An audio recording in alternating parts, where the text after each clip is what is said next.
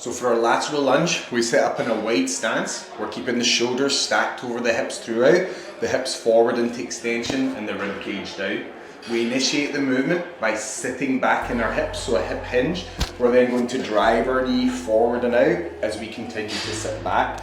The trailing leg's going to straighten, and we want to have hips and shoulders nicely stacked, ensuring we've not twisted to lean over to the side.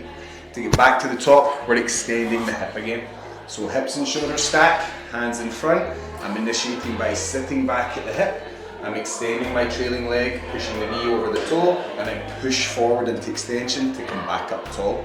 Common mistakes are for you to throw the knee out wide. That's going to cause you to sink across. We've got to initiate by sitting back first and then letting the knee push forward.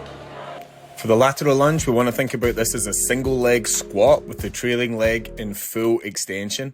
Our goal is to keep our shoulders and our hips nicely stacked. The leg we're sitting across to, the knee is traveling outside the foot and the ankle, and we're letting our hips continue back as we push that knee forward over the toes.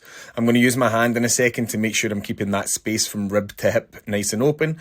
As long as that's the case, we're doing a good job.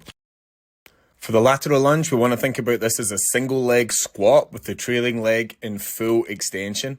Our goal is to keep our shoulders and our hips nice